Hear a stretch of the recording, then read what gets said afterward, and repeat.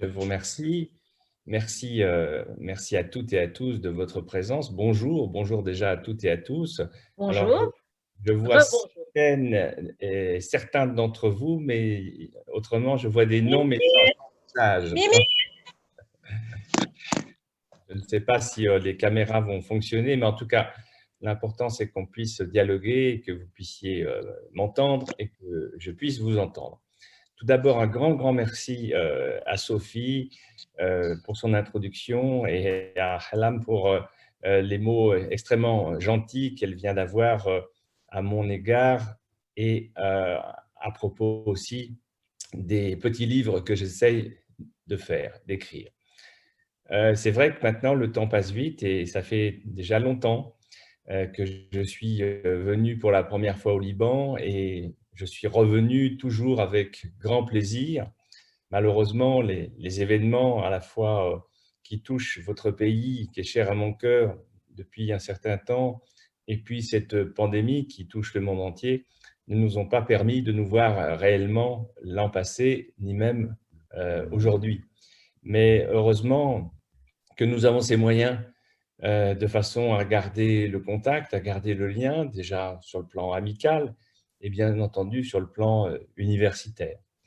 Moi, je suis très heureux dans quelques instants, de pouvoir voir et entendre les étudiantes et les étudiants et les travaux justement qui ont été réalisés à propos de mes petits textes et de voir comment justement ce qu'on écrit seul a pu être possédé à nouveau par des jeunes gens et prolongé, réinvesti. C'est une façon précise et riche et féconde de lire. Puisqu'on le sait, la lecture, c'est une réécriture. Et j'en viens un petit peu maintenant à parler de ce que je fais, et en disant justement que je me suis toujours considéré davantage comme un lecteur que comme un écrivain. Sans doute parce que les livres ont fait partie de ma vie depuis ma petite enfance. J'ai eu la chance de naître et de grandir dans un milieu où l'amour était très présent et où mes parents, bien que très modestes, c'étaient des gens assez pauvres et venaient eux-mêmes de familles très pauvres, mais il y avait quelque chose sur lequel ils n'ont jamais fait d'économie, c'était les livres dont j'avais envie. Et très tôt, ma maman m'a lu des livres quand j'étais tout petit. Et je crois que c'est quelque chose de très important, la lecture qu'on peut faire quand on est un papa, une maman ou un oncle, une tante, à des très jeunes enfants. Pourquoi c'est très important? Parce que, d'une part, bien sûr, ça permet d'être avec l'enfant, d'être tout à côté de l'enfant, de partager un moment intime, chaleureux, maternel ou paternel, familial en tout cas. Et quand on n'est pas en âge de lire soi-même un livre, lorsque la voix de l'adulte vous fait découvrir une histoire, lorsque vous ne pouvez regarder que les images ou les lettres sur un livre, eh bien cette voix prend une importance aussi très très grande. Et en plus de vous faire découvrir une histoire, de travailler votre imagination, vous avez ce lien tout à fait particulier, qui donc est un lien encore plus fort, puisque la lecture vient le coudre, vient le resserrer, comme une sorte de fil d'or. Et quand je suis devenu père moi-même, bien des années plus tard, j'ai reproduit un petit peu ce que faisait ma maman, c'est-à-dire que j'ai toujours pris plaisir à lire des livres très très tôt à ma fille et à continuer d'ailleurs à lui faire la lecture, même bien au-delà de l'âge auquel on apprend à lire. Et ça, je voudrais insister ou faire réfléchir ou en tout donner un conseil, peut-être, c'est de ne jamais arrêter de lire aux autres, à haute voix. Parce que beaucoup de parents, à partir du moment où leur enfant sait lire, vont arrêter progressivement de lui lire des livres. Je crois qu'il ne faut pas le faire. Déjà pour préserver ce lien extraordinaire dont je parlais, et puis, ce sont des moments rares, ce sont des moments importants, ce sont des moments précieux.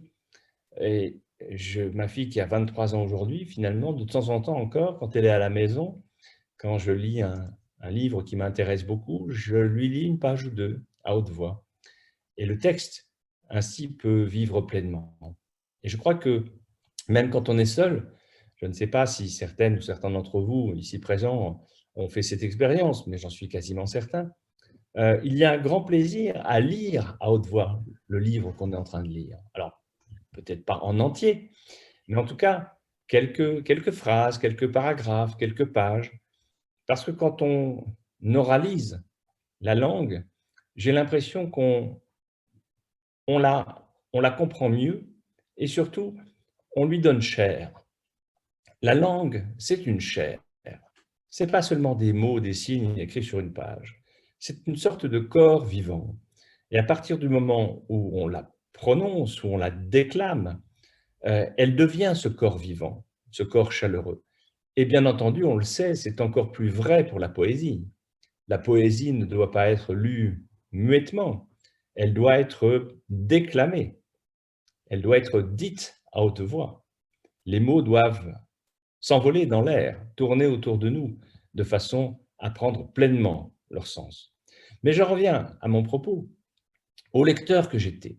C'est parce que, et que je suis toujours, et c'est parce que j'ai découvert très tôt ce plaisir de la lecture que j'ai eu vraiment, presque en même temps, le désir d'écrire moi-même des histoires. À partir du moment où j'ai découvert que des femmes et des hommes contaient des nouvelles, des romans, des poésies, je me suis dit, pourquoi pas moi? Non pas parce que je me considérais comme leur égal, mais j'ai très tôt senti que c'était comme un jeu, comme un jeu. Je prenais beaucoup de plaisir à jouer avec mes camarades, aux jeux de mon âge, mais je prenais aussi infiniment de plaisir à jouer avec les mots, à les aligner, à essayer de composer des petites histoires. Évidemment, tout ce que je faisais à cet âge-là était très mauvais. Et les textes que j'ai pu écrire entre 7 ans, 8 ans et à peu près 30 ans ont toujours été très mauvais. Parce que j'avais l'impression d'avoir des choses à dire, mais je n'avais rien à dire. Donc je faisais uniquement des exercices d'imitation. J'imitais très mal ce que d'autres faisaient formidablement. Mais comme tous les peintres ou les dessinateurs, on a besoin déjà de faire des copies. Même si elles sont maladroites, on copie des tableaux avant de devenir soi-même un peintre qui maîtrise peut-être une technique. Donc il m'a fallu beaucoup de temps à la fois pour maîtriser, mais on ne maîtrise jamais vraiment. En tout cas, savoir utiliser cet outil ou les outils que sont la langue, le langage, les mots, les phrases. Et puis, il m'a fallu vivre aussi pour avoir des choses à dire. Je me souviens, les romans que je faisais quand j'avais 20 ans ou 25 ans étaient ce que je pourrais appeler des romans creux. Pourquoi? Parce que je n'avais pas assez vécu. Je n'avais pas assez aimé, je n'avais pas assez souffert, je n'avais pas assez rencontré d'autres personnes, je n'avais pas assez fait d'expérience de la vie. Donc tout ce que j'essayais d'écrire, finalement, était inintéressant parce que vide, parce que artificiel. Ça manquait de sincérité, ça manquait de vérité, ça manquait de puissance, ça manquait de tout. Donc j'étais très content en écrivant ces livres. Et puis, quand je les relisais au bout de quelques jours, quand ils étaient terminés, bah, je me rendais compte que c'était d'une qualité médiocre. Donc, je les envoyais directement à la poubelle. Puis le temps a passé et vers 32, 33, 34, des courts textes qui, quand je les relisais, me paraissaient plutôt corrects. Et il a fallu que j'attende encore un an ou deux avant de faire un autre roman, un de plus, mais qui est devenu mon premier roman publié et qui s'appelle Meuse l'oubli. Alors, je me souviens d'une question d'un journaliste, le premier journaliste que j'ai rencontré pour ce premier livre, m'a dit: «Alors, ça fait quel effet de voir son nom sur une couverture de livre?» Et je lui ai dit très sincèrement: «Aucun». Parce que quand j'ai vu ce livre pour la première fois avec mon nom imprimé dessus, au-dessus du titre, c'était pourtant bien mon nom, mais j'avais l'impression que c'était quelqu'un d'autre. J'avais l'impression que c'était pas moi, que c'était le même nom que moi, mais que ce n'était pas moi. Et cette impression de dédoublement ou d'irréalité, heu, je l'ai toujours gardé jusqu'à aujourd'hui. Quand je suis dans des rencontres, avec des lecteurs ou des lectrices, un peu comme aujourd'hui, je réponds volontiers aux questions et je le fais avec le plus de sincérité et de vérité possible. Mais en même temps, lorsqu'on me parle des livres que j'ai faits ou lorsqu'on me fait des compliments, j'ai l'impression que ça s'adresse toujours à quelqu'un qui est derrière moi. J'ai presque envie de me retourner. Quelqu'un qui porte le même nom, qui a peut-être le même visage, qui a peut-être écrit des romans que j'aurais écrits, mais qui n'est pas moi. C'est une façon de se protéger, bien sûr, parce que, si on finit par croire tous les compliments qu'on nous adresse, eh bien, on devient très prétentieux et très orgueilleux. Et puis, lorsque ce ne sont pas des compliments, mais lorsque ce sont des critiques très négatives, eh bien, ça fait mal au cœur, et ça peut déstabiliser aussi. Ça peut peut-être faire arrêter quelqu'un d'écrire ou de filmer. Donc très tôt, j'ai essayé de faire à la fois glisser les compliments et les critiques négatives. C'est une des raisons pour lesquelles je ne lis jamais les critiques qui s'écrivent sur, les livres que je fais ou les films que je fais. J'essaye de me protéger de ça. Mais bien entendu, cette conscience d'avoir des lecteurs, c'est quelque chose de troublant, c'est quelque chose aussi de très chaleureux. Je reviens à ce premier livre, quand je l'ai publié, eh bien, j'ai eu oui, l'émerveillement de voir qu'il y avait quelques milliers de personnes dans les mois qui ont suivi sa parution qui l'ont acheté, qui l'ont lu et je recevais du courrier. Et pour moi, c'était incroyable que des quelques milliers de personnes, même si ça paraissait peu pour d'autres, mais pour moi, c'était beaucoup, quelques milliers de personnes en France puissent me lire. J'étais tout étonné. Et là, je me suis dit que c'était soudain une grosse responsabilité parce que quand on publie le premier livre, en tout cas moi, je n'avais pas réfléchi à vraiment ce que voulait dire publier. Pourtant, le nom est clair et il a un sens. Publier, c'est rendre public. C'est que soudain, ce que vous avez écrit dans l'intimité va être exposé au plus grand nombre et que, à la fois, ce que vous écrivez et vous aussi, par le fait, devenez public. Vous vous exposez devant toutes et tous. Et ça, c'est finalement quelque chose de très troublant et de très étrange. Après, pourquoi on continue à publier? Et ça, je pose souvent la question aux gens, aux autres écrivains. Pourquoi? Pourquoi tu publies des livres? Que tu écrives, d'accord, tout le monde a le droit d'écrire, mais pourquoi tu publies des livres? Je pense qu'au départ, en ce qui me concerne, même si on ne se l'avoue pas, il doit y avoir une certaine vanité, une certaine fierté. On fait un peu le malin. «Oh là là, voilà, ça y est, je vais pouvoir être publié, les autres vont me lire». Mais ensuite, pourquoi on continue après? La vanité n'a qu'un ou la fierté, ce sont des états passagers. Qu'est-ce qui fait qu'on continue? Moi, je pense qu'en ce qui me concerne, ce sont les lecteurs qui m'ont incité à continuer de publier. À partir du moment où des gens vous disent, que ce que vous faites entre dans leur vie, heu et qu'ils ont une relation finalement intime avec vos histoires et qu'ils vous demandent: «Alors, vous êtes en train d'écrire un roman? À quand le prochain livre? Quelle est votre prochaine publication?» Vous êtes presque dans une forme d'obligation chaleureuse et généreuse de la part des lecteurs de leur donner quelque chose de nouveau à lire. C'est la raison pour laquelle j'ai continué jusqu'à aujourd'hui à publier des histoires, même si je ne publie pas tout ce que j'écris. Il y a beaucoup de textes que j'écris, que je ne publie pas, d'une part parce que certains sont mauvais, parce que même à mon âge et même avec beaucoup de livres derrière moi, j'écris encore des choses très mauvaises. Je n'arrive pas toujours à bien écrire, si on peut dire. Et puis, il y a aussi des choses, qui sont intéressantes pour moi parce elles me permettent de franchir une étape, mais elles ne seraient pas forcément intéressantes à publier. Donc, je préfère aller à l'étape suivante qui, elle, va peut-être être davantage aboutie ou davantage pertinente, davantage fouillée. Et c'est la raison pour laquelle aussi certains livres finissent donc, à la poubelle. Mon parcours d'écrivain, a connu un changement majeur 4 ans après le début de mes premières publications, avec la publication d'un livre qui s'appelle «Les âmes grises», qui soudain a eu un succès très, très important en France et également dans le monde entier puisqu'il a été traduit dans une quarantaine de langues C'est le cas aussi de La petite fille de Monsieur Lynn, du rapport de Brodeck ou d'autres livres après, mais c'était la première fois que ça m'arrivait d'être traduit, d'avoir un énorme succès en France, et puis de voir après son livre voyager comme ça dans les langues et autour de la planète. Donc cette impression dont je parlais tout à l'heure, extrêmement étrange d'être lu, elle se décuple plus encore quand on sait soudain qu'on est lu à l'étranger. On est lu par des femmes et des hommes qui ne parlent pas votre langue, dans des continents différents du vôtre, dans des pays dont les coutumes, dont l'histoire sont très différentes du vôtre. C'est quelque chose de très, très troublant. Troublant et encore une fois exaltant. Et cette dimension qui, depuis 2003, m'accompagne, a aussi renforcé un petit peu ce que je disais, c'est-à-dire cette conviction qu'il fallait que je publie et que je partage des histoires. J'ai employé le mot « partager ». C'est un mot que j'aime beaucoup parce que j'ai toujours considéré, si vous voulez, que le livre était comme une table d'hôte. Une table d'hôte.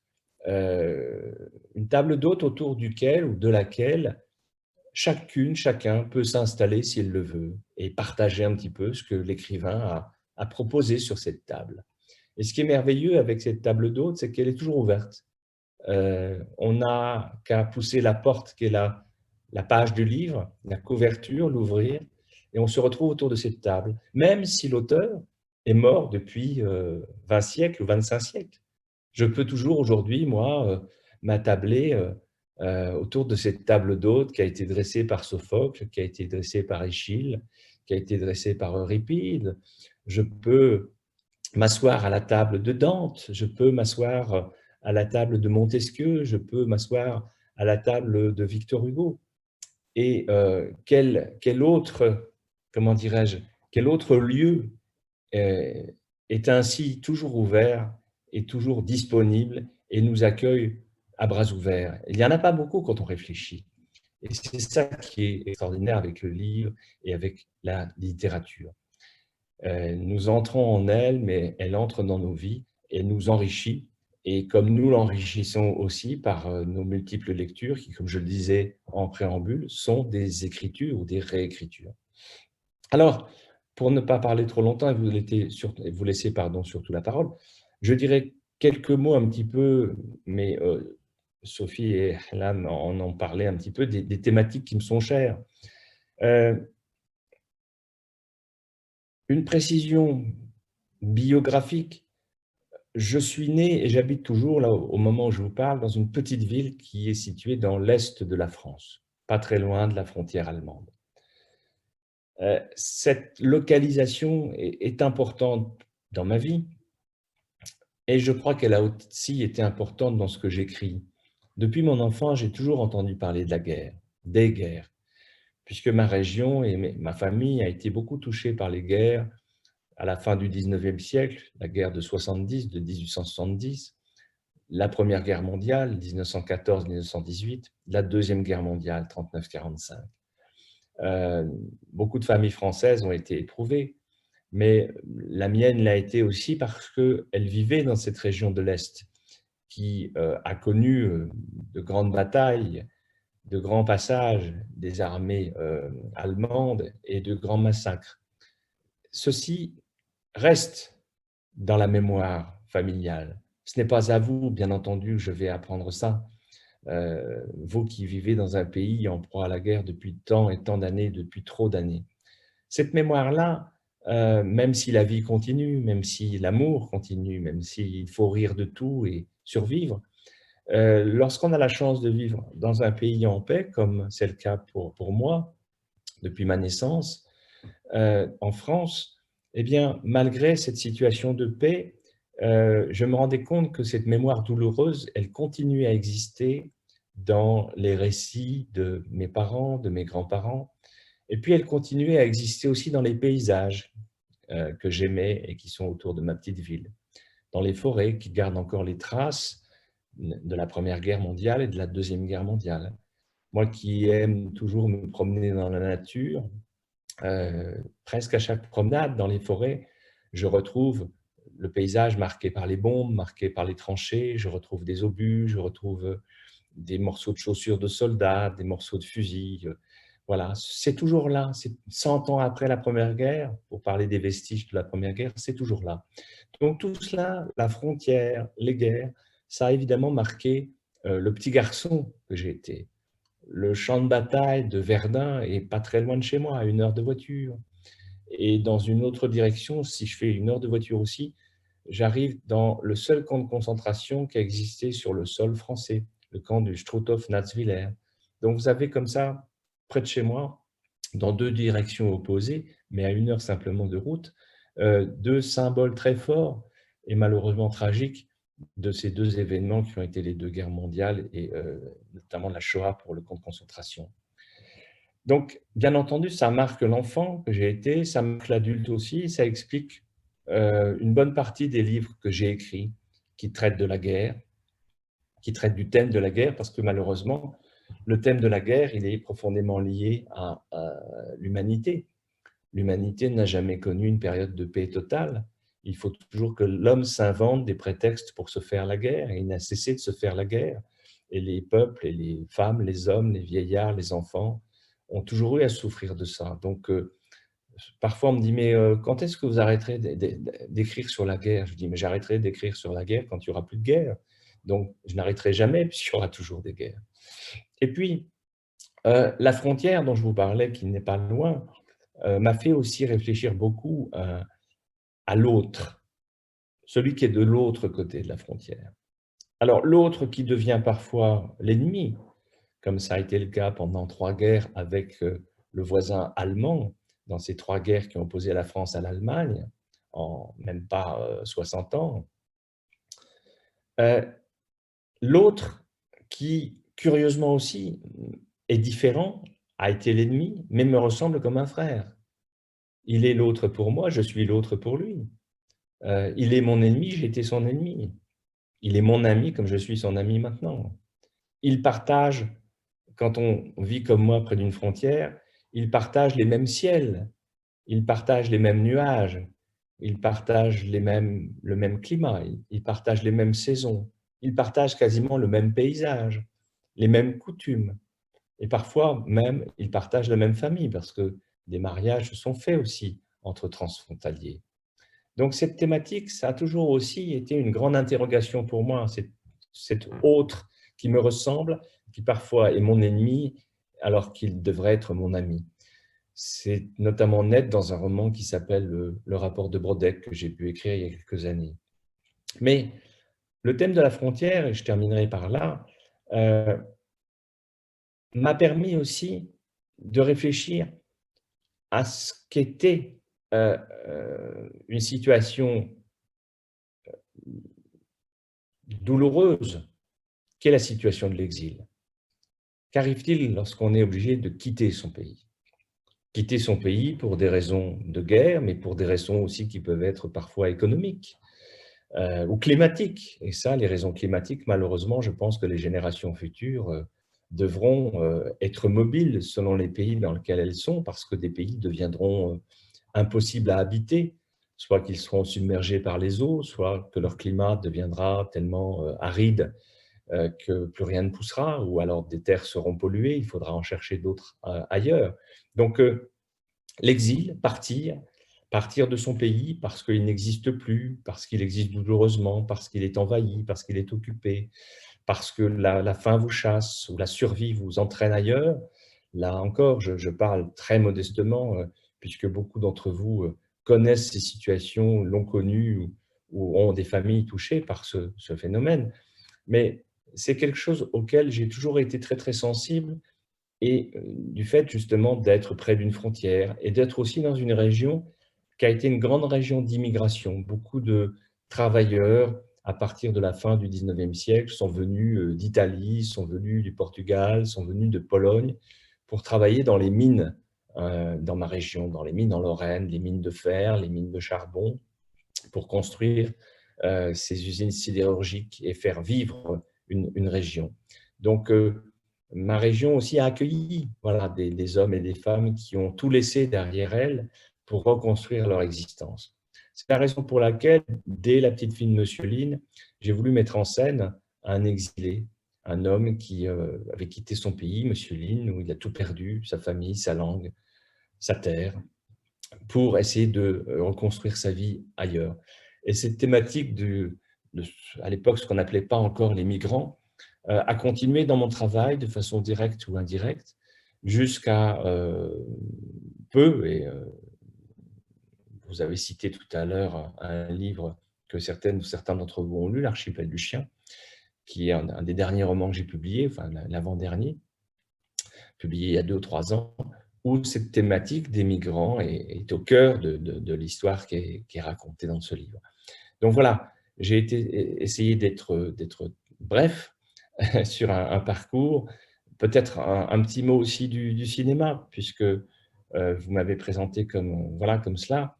C'est vrai que le cinéma, comme la littérature, a toujours fait partie de mon existence en tant que spectateur et en tant qu'homme ou enfant plutôt, qui a désiré faire des films très tôt.